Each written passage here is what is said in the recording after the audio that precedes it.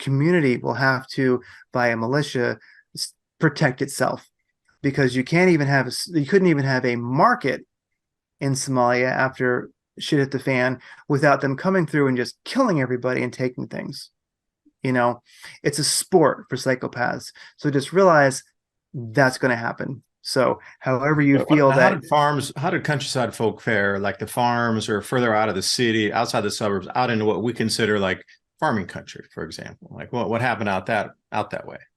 Where most of them would get caught is going to and from.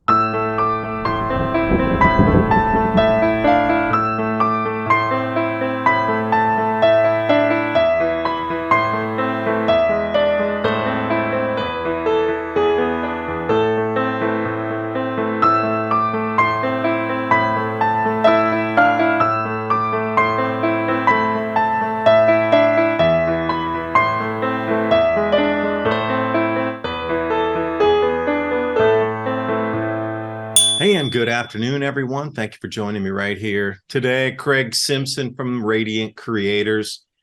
We had a couple go-arounds before. Bitcoin popping to 35,000.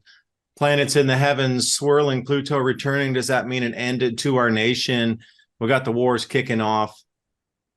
Energetic changes everywhere you're looking. And it also, with me looking at magnetic field changes across our entire solar system, seems that there's just an angrier populace out there. And is that because of electromagnetism and those changes that were forecast on this cycle to culminate in 2024?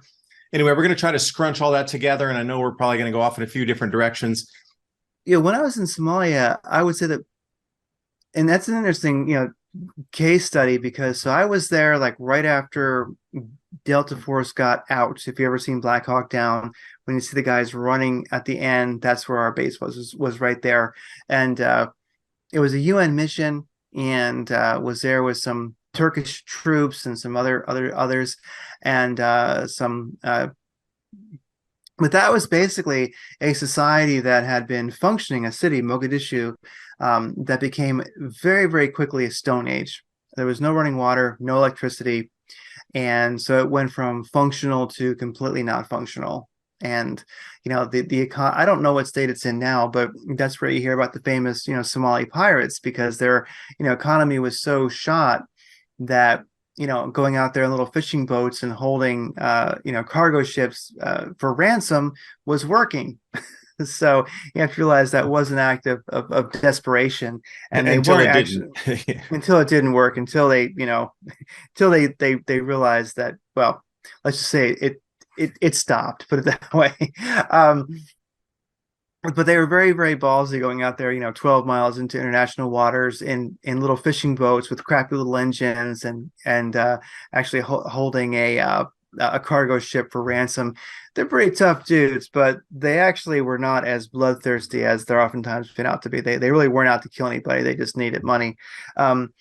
Some like tips from Somalia, having spent like 4 months in a society that just went dark. I know we've been going for a while, but I could wrap up a couple.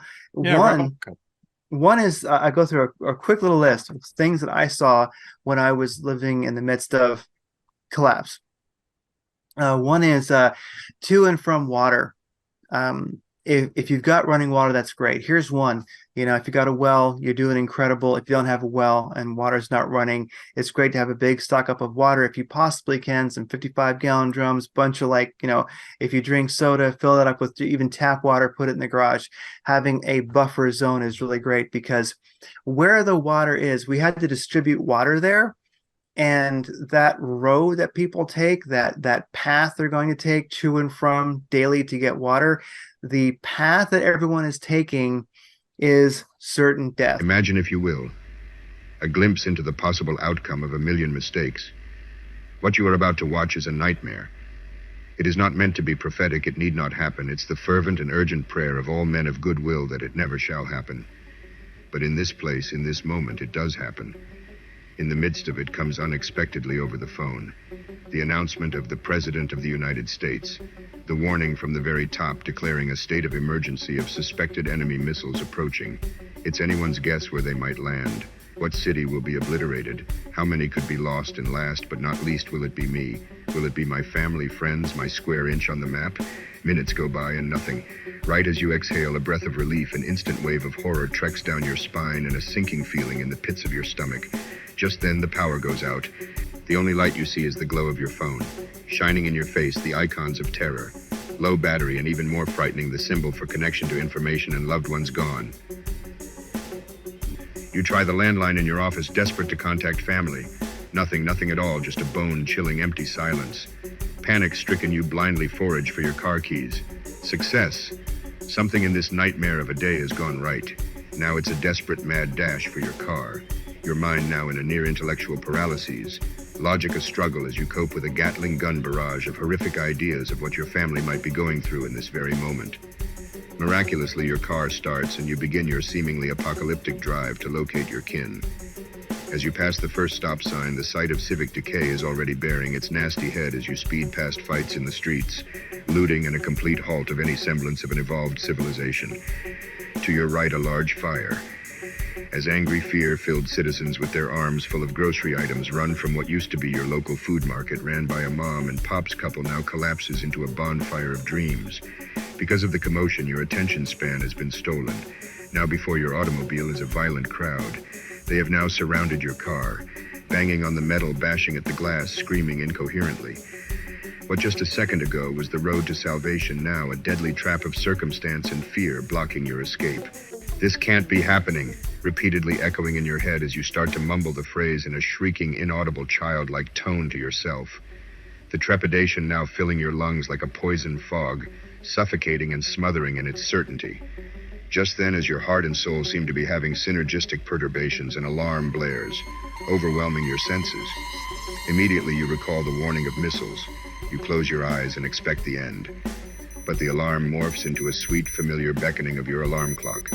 You open your eyes and switch off the welcoming timepiece. A warm filling of relief as you realize your family is safe in their beds, and no pending doom is written in the stars today. For a split second, you ponder the poor people of your vision, and it reinforces your confidence that you have already prepared for the any scenario. You have peace of mind your children will eat and thrive, because you invested in their future to give some stability if any break in the normality of life happens. You invested in heaven's harvest. The you in this story was a fictional you. But do you get the feeling something unthinkable is going to happen soon? I sure do. The problem is we probably won't see it coming. One morning you'll wake up and the world will be a much different place. Don't panic, prepare. Smart folks are investing in emergency food now. A wise man once said, "It's better to have it and not need it than need it and not have it." Heaven's Harvest is the nation's leader in emergency food storage. It's the only investment you get 100% of your money for, even better than gold. Survival experts recommend the 3-month emergency food kit. Go to heavensharvest.com. Use the code ADAPT at checkout and save a mind-blowing 15%. So basically, you got to be careful. So describe that. Were people getting hijacked for their water once they got a few miles away from the distribution point? Yeah, because basically there was food being distributed, but most importantly, there was water being distributed. And whether we were giving it out, we had some, because we were able to make wells and get water. We could pump it. We could get people water, but you have to create a secure environment to give them water. They have to have containers, and they're walking from the city in and out. And that path, you have to realize there's some people, I don't know, some say 1 in 5 people in our society are psychopaths. Well, there'll be people who are just going to wait and take that water from people. And also that path can be well known. Like here in Scottsdale, we have these big irrigation ditches. There's water. That's going to be a dangerous place to go. So if you have to go and get water, wherever you have to go that everybody goes is very, very dangerous because, like I say, there's some people who will just shoot you and take your water. A little tip here, gangs versus militia. So one of the things is that we saw there is if you live somewhere rural, if you live somewhere that's nice, never be too sure what's going to happen because, in many cases, one of the things we see is that you'll have a nice area, but then they defund the police and then the cops start leaving that area and going to where they're needed more. It's kind of a political thing. Oh, we'll take the cops from the nice areas and put them in the crappy areas. because the crappy areas need them. Well, guess what? Then the nice areas become crappy areas because hoodlums know they can steal catalytic converters, they can do home invasions, they can do all kinds of wonderful things. So the thing is, wherever you may be, if you're in that kind of overnight Stone Age situation, there's going to be all the, you may not think you have them in your area. If you know you do, you do. But even if you don't believe that you have them in your area, they will show up. There's going to be marauding gangs killing people and just making home invasion a sport. And and they're going to last for a little while, and then the militia will form, the people who want to keep society running, keep it working, have some kind of security. And so there will be a clash between the gangs, the bad people who have some organization already. It's going to be their dreams all come true. They're going to do a lot of damage. They will all be ruthlessly killed. And then the community will have to, by a militia, protect itself, because you couldn't even have a market in Somalia after shit hit the fan without them coming through and just killing everybody and taking things.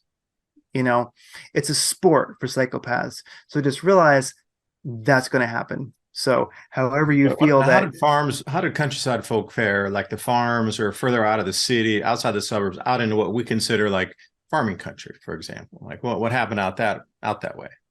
Where most of them would get caught is going to and from. So the bad guys really were not interested in going and farming, but they knew the route that the farmers were taking to get to the market. The market in the city. The market in the city. So getting your stuff to the market could be very hazardous,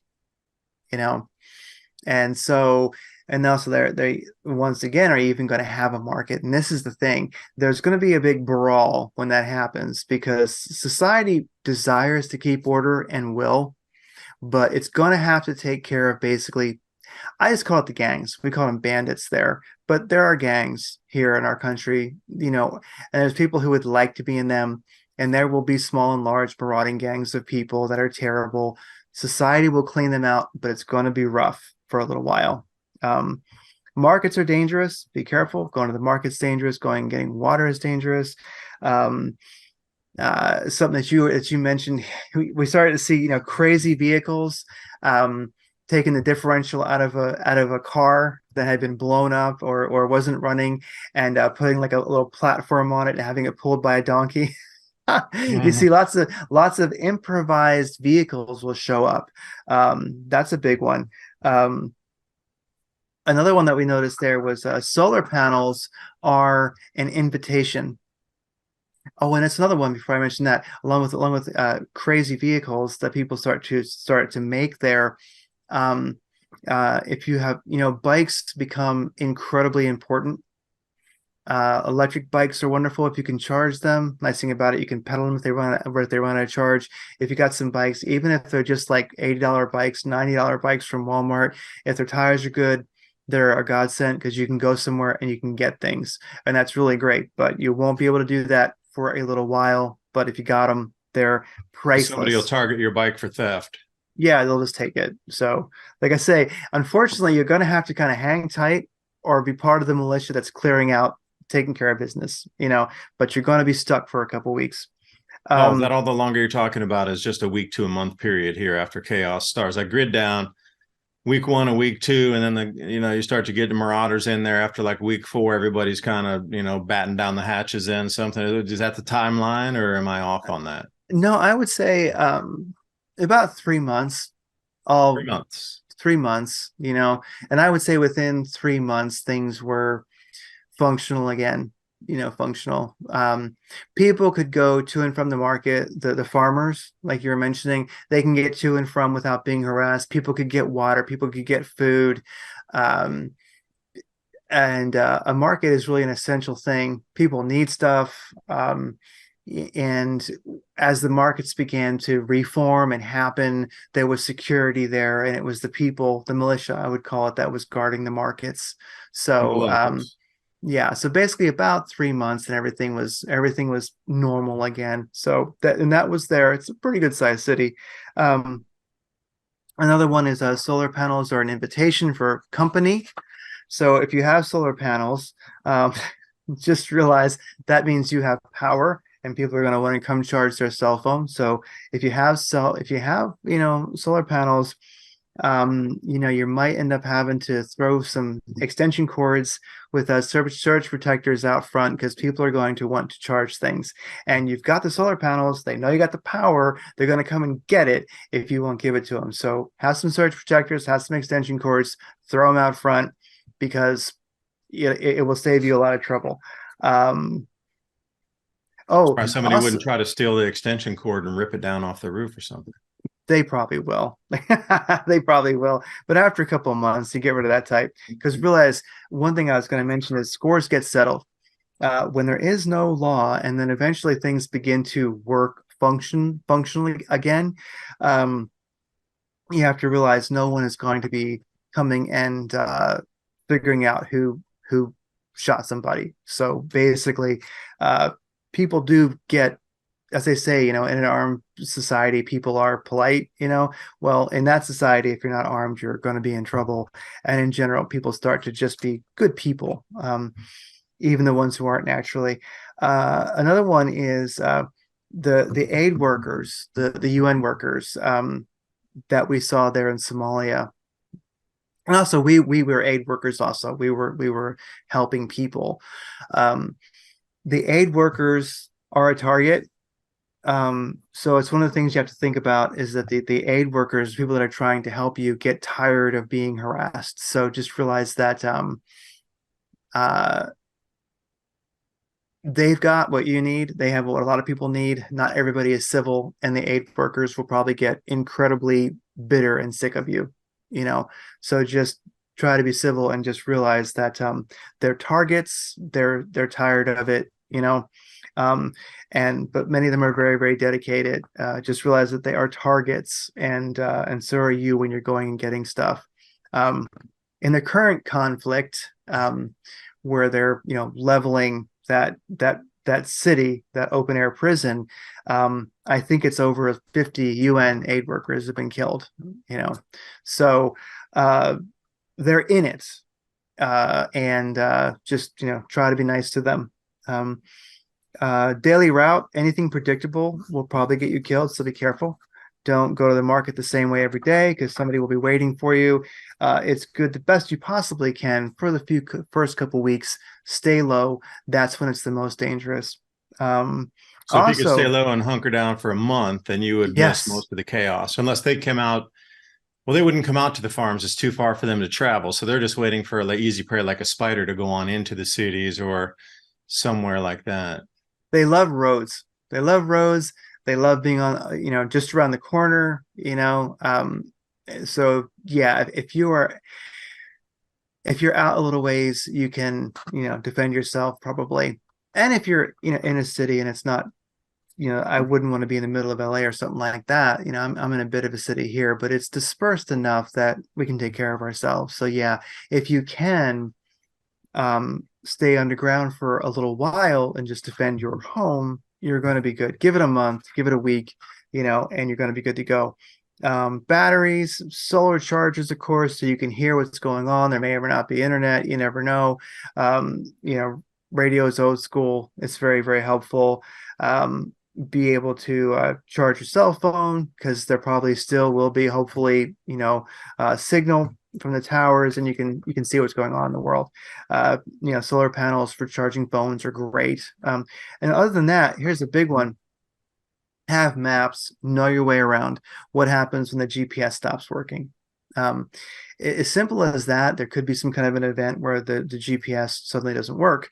And if you're, challenged like I am and never know where you are, it's a good idea to have a map and a compass, because what if the GPS stops working? So it's not a bad idea to know your neighborhood, to know your way around your city without a map, and to have a map just in case, and to have a compass just in case everything goes wrong. Because that was one thing I noticed in Somalia. It's kind of pre-GPS, but people didn't know where they were or how to get there. They figured it out, but in general, it's something that we're not used to anymore. if you want to go somewhere, you look on your phone, okay, where is that? Look on Waze and okay, it's this far, different routes. Okay, I'll just go. You put it on your little thing, or you have the GPS in your car and you just go. You don't know where you are half the time. You just go, and then you come back. And so it would not hurt to know your bearings, know where you are, know the big roads, know where they're going, and have a map, have a compass, and just be able to find your way back. And along with that, of course, always, even if they're cheap from Walmart or a thrift store, even better, they're a bit better. Have some boots in your car, have a bug out bag, have water, be ready to get home at some point if you have to. It's just something to think about. You might not be able to use your car for various reasons. So Yeah, that's kind get of home my bag. That's a good point right there. Not a have bug it in out your bag, but car. literally a get home bag where there's enough in there, whatever kind of weather, heat, cold, rain, snow, whatever, it can get you home 20 miles. You can hoof it 20 miles and your adrenaline's going to be pumping anyway. So you're not going to really get as tired as you think. And you could book it home in 20 miles, but you can need the right gear and some water and some snacks and that sort of thing. And then yeah, then you're set, And also with your compass and your map, it's great because you may have to take a route that you don't usually take, and you'll be able to find your way. And one last little thing is um, first aid to whatever extent you desire to. It's good to have, like, I love these first aid kits by Dark Angel, I think they call it Dark Angel Medical. And these guys are great because they actually got my tourniquet, got my everything I need. They actually vacuum pack it. So I have a huge amount of bandages in here, but they're very, very small because they've been vacuumed. And so, to whatever extent a person desires, one of the best things you can do is go do a EMT course. It's not that much money. If you don't ever care about being in an ambulance, that's fine. You don't care if you pass the tests, but it's super hands-on. That the cops usually teach you at the fire department, other EMTs. It's the most hand-on, real first aid, secondary aid training you're ever going to get. And you can do it, in the evenings or whenever, and it's fun. It's fun doing tourniquets on each other and things like that, like know how to use your map and your compass. It doesn't hurt. It's great to have some good books on first aid along with whatever training you've got. And other than that, last little tip from Somalia is this, like, you know, some people are not very second amendmentee, and I understand that. If you are, well, then you are. That's great. Accordingly, do what you see as fit. But you never know what situation you're going to get into and how quickly it's going to happen. If you are physically able, um, do some kind of a martial art. BJJ is really hot these days. I personally like judo a little better.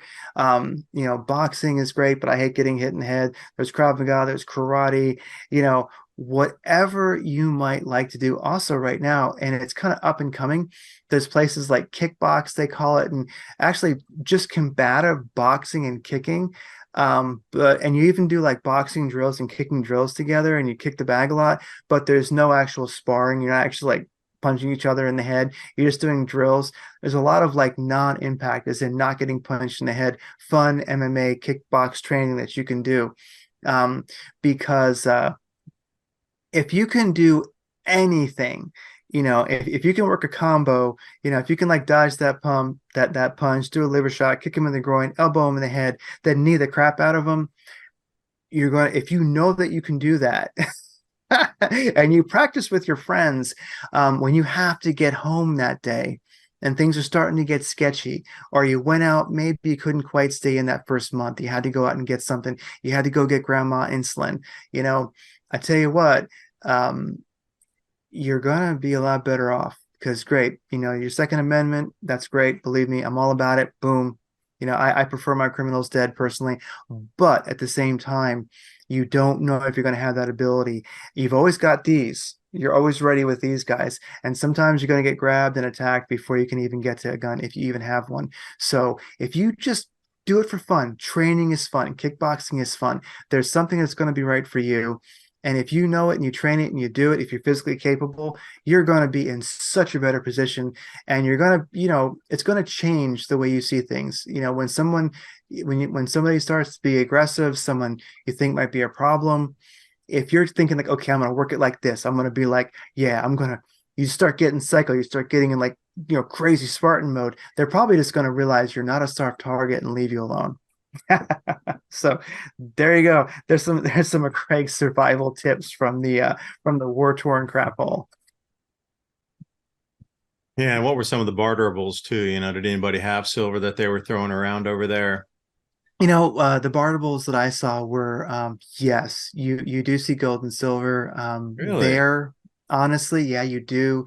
You do see their currency. Their currency still existed, so it was used. People would you could I wish I could have gotten a couple and taken them home, but they had fine, uh, uh, Eastern European full auto AK-47s. You could buy one of those, but unfortunately, we'd get in a lot of trouble when we brought those back to the base, so we couldn't. But you could get them. You could get ammo. Ammo is a huge barterable. The popular caliber is 22, 9 millimeter, 223, 5.56, 308. Ammo is a big, big deal. That was a big barterable. Water, drinkable water was a big one. Um, and of course, food. Food is a big one. And one of the things that we saw there as far as barter was, um, they were getting food. There were food at the markets, but especially food that was storable. So MREs that we had were a big deal. You could They were getting them. I think the Nigerians were there, and they were giving them MREs. We did to some extent. So that was like gold. Honestly, I think the most valuable thing was drinkable water, because there was a sea there, but you can't drink that. Um, and so potable water that could be drunk was the biggest deal, especially containers you can carry it in were a big deal. And MREs, meals ready to eat, by American ones and the other militaries that were there, those were gold, honestly. Uh, truly. And unfortunately, they had run out of gas. One of the things that would have been quite a barter item would have been car parts like tires and things like that. But unfortunately, there was no gas, so all the vehicles they had ceased to running for it, and that wasn't happening. Also, another big barterable was if you had the ability to do first aid, secondary aid. If you can actually help people that are injured, because one of the very, very difficult things to deal with in that kind of a situation is you will have the walking wounded, people that are injured, sometimes catastrophically, and there's just nothing anyone can do for them. And it's a very sad situation. And so if you have that ability, which is why I really am big on like the first aid and having the gear with you, having in your car a big box, a big bag that's red and has the big cross on it. So if something happens, you can say, go to my car. It's in the back seat. Somebody can find it easy. Um, if I think one of the most rewarding things you can possibly do is to be able to, I would say, save somebody or help somebody. It might just be a band-aid, or it might be a lot more. But really, potable water, um, food that is mobile. For us, it was meals ready to eat, MREs, because they lasted in any condition. Canned food, of course, too. Tuna fish was a big deal in cans. And I don't even know how you really can quantify it, but one of the most valuable things were doctors. If you can treat wounds, if you can do stitches, if you can assess somebody, because there will be injuries, and it's absolutely devastating to not be able to do anything about it. It causes terrible panic within the community, and if you can't do anything, it's the most helpless feeling you'll ever have. So I would say that first aid, learn it, do it to whatever extent. If it's slight, that's slight. But I would say that learning first aid and how to take care of injured people, because realize that there may not be an ambulance. It might be what you can do, and that's it. Or the ambulance might be days, you know, or it might be hours. So I would say that's there is no way to calculate the value of first aid training and secondary, especially trauma, being able to treat compound fractures and things like that. Ooh. If they're going to happen, they're going to happen, and if you can do something about it, um, I will tell you what, if you want your community to keep you alive, be able to keep them alive, and you'll be the most valuable person in that community. Yeah. Because even when we were talking a couple of years ago and we first started talking about these things, because you could see it, it was probably just around the COVID time when it started. You could see the world was starting to slowly fall off the cliff, and it was kind of hanging in midair like the Roadrunner was, and we are just waiting for gravity to take hold and start. I think gravity's holding, and we're starting to fall down the cliff in slow motion. But you could definitely see that there was something in that motion that we were coming into this point where some of what we're talking about today we're gonna see it in real time. How much longer before this war kicks into higher gear? But at some point, what happens with the Straits of Hormuz when our oil gets cut off? If something gets happened and the Egyptians get angry and say, no, Suez is shut. Mm-hmm. Like the traumatic effect that would have on a global economy, it would almost be instant. And I've heard it would take about 20 hours before you would lose access to most of your money if something of this nature were to occur. Also, the detonation of some sort of nuclear weapon over wherever doesn't have to be along the Mediterranean. It could be anywhere. It could be, in Iran. It could be in Turkey. It could be anywhere. But again, that same maximum max would be 20 hours before the entire global system locks up and all the derivatives come unspun, and you won't have access to your bank or anything. So one thing I was told, and I've learned over the year since the COVID time, was, when you go into a store and you buy something with a debit card or a credit card, it asks you, do you want cash back? So that's another way you can get money out. Even if you're ATM and you've run through and you've gotten your max out for the day, well, each time you make a purchase, just click yes, I want to get $100 out. So they'll give you cash over the counter there, and you can do that several times and just run it until the cards don't work any longer. But of some significant event of stoppage of oil, or there's actually a detonation somewhere, you're probably, I would say, closer to probably 8 hours instead of the maximum 20. But you're going to have to be lickety split, and your heart's going to be pumping as you try to go fill up your gas cans and get the last food and keep running your cards until they just stop working. Because at some point I really got this bad gut stinking feeling here that we're getting quite close to food disruption on the planet, which the governments don't want the citizenry to know because they would be angry that the governments didn't prepare them. So it needs to be an all-one excuse why supply chains got locked up, why harvest didn't come in correctly, why things didn't get planted, why the food stopped in the fashion that it's being delivered, and yields are significantly, gargantuanly down. Well, this war would explain all of that versus natural cyclicity and changes that were inbound from, how our Goldilocks period of agricultural production in the last 200 years, the agricultural optimum has ceased. We're outside that zone now. It's very noticeable that the agricultural optimum no longer exists in our world.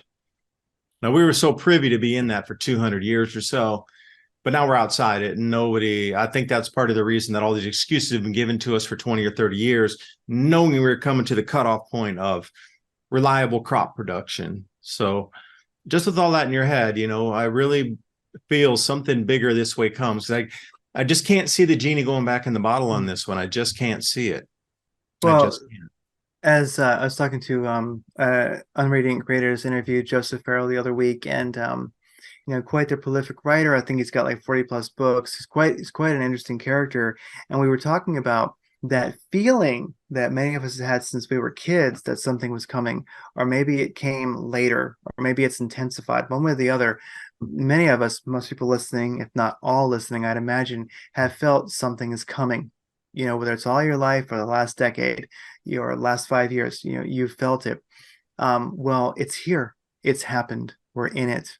And it's one of the things we really have to getting my mind around is that time, that event that I felt like was coming, it's here. I think we're actually in it, and we're all in a bit of shock right now. because yeah, we are in WW3. It's here. It's cold in a way, depending on where you are in the world. Some places it's hot, some places it's cold. But yeah, things could change very quickly. And can they put that genie back in the bottle?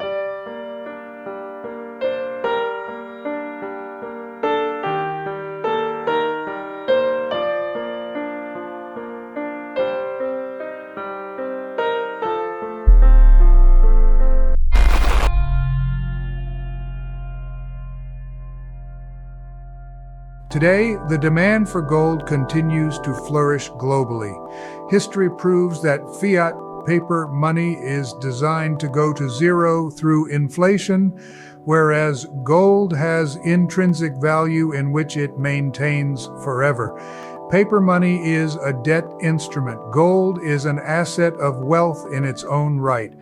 It does not depend upon any governments, corporations, or individuals' promise to repay. ITM Trading has spent the last 27 plus years developing a team of expert researchers and analysts to make this possible. Simply put, we build strategies which are historically proven to protect your wealth and assets through any economic downturn or currency collapse. Schedule your free gold and silver strategy call 866-834-1422. That's 866-834-1422, or go to learn.itmtrading.com/MIAC and keep watching Mountain High Time and Mini Ice Age Conversations if you know what's good for you.